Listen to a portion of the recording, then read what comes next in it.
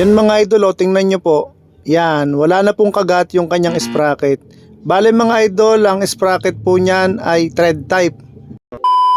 At what's up sa inyong mga kalodi cakes? May pumunta nga po sa ating customer ngayon kasi ipapagawa niya po yung kanyang bike. At ang sira nga po ay hindi kumakagat ang sprocket. Bale mga lods, thread type nga po pala ang kanyang sprocket. Ibig sabihin, thread type din po yung kanyang hub. Para naman po sa mga hindi nakakaalam na makakapanood ng video na to, kapag po thread type po yung ating sprocket o thread type nga po yung ating hub, kapag ganito po yung ating problema, kapag hindi kumakagat ang sprocket, ang sira po nito ay ang sprocket. Pero kung ito naman po ay cassette type, ang sira naman po nito ay hub. Siguro po marami na pong mga nakapanood ng mga last video ko na ang karaniwan ko pong inaayos ay cassette type po na hub. Ngayon po mga idol, balik po tayo sa video ko. At ito na po mga idol, nabaklas ko na po. At grabe naman pala mga idol, kaya naman po pala hindi na po kumakagat yung sprocket. Dahil sa bukod sa sobrang dry na siya, ay sobrang kalawang pa at nakadapa na nga rin po yung fouls. Sa video po na ito ay aaminin ko sa inyo na first time ko lang po itong gagawin. First time lang po ako magbabaklas nito at first time lang po ako mag-aayos nito. Kaya nga po kung meron man pong mali ako sa nasabi ko at may mali po ako sa mga gagawin ko,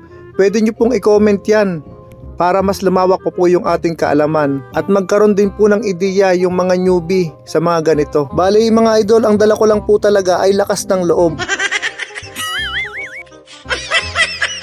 Joke lang po yun mga idol, baka naman po maniwala kayo. Ang totoo, first time ko lang po talaga magbabaklas nito.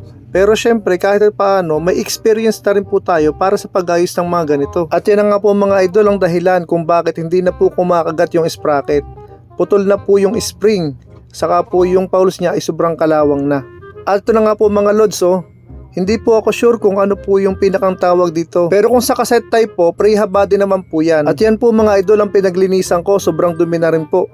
Ngayon naman po mga idol ay babanlawan ko naman po. At kahit po binanlawan ko na ay ganun pa rin po, medyo madumi pa rin. At pagkatapos po nating banlawan mga idol ay pupunasan naman po natin ng malinis na basahan. Yung nakikita nyo mga idol na mga kalawang-kalawang, ayan po ay talagang mantsa na at hindi na po matanggal. Kagaya po nito mga lods, makikita nyo may itim-itim na.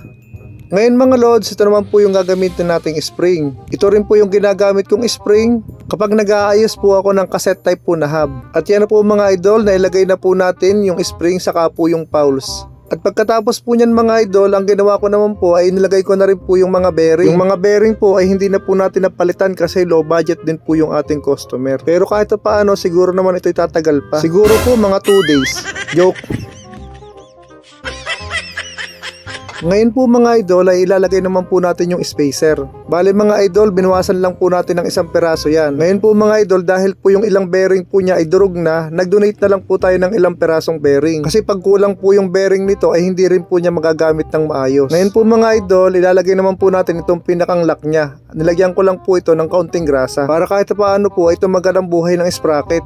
Ngayon po mga idol, kapag hihigpitan na po natin to ay counterclockwise naman po. Kapag hihigpitan natin itong mga idol, hindi po kailangan sobrang higpit dahil baka po maipit yung bearing at hindi na po umikot.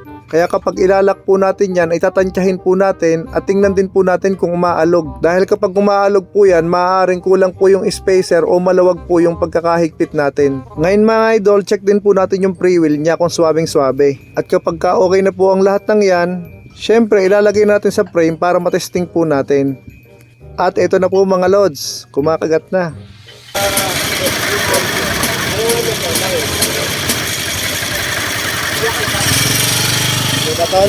Okay ba? At para naman po sa magkatanong kung saan ang aming shop, dito lang po kami sa number 31 Central Avenue, Barangay Culiat, Quezon City. At muli po ako nagpapasalamat sa lahat po ng aming customer dito sa aming shop at sa inyo rin po sa lahat po ng ating mga followers.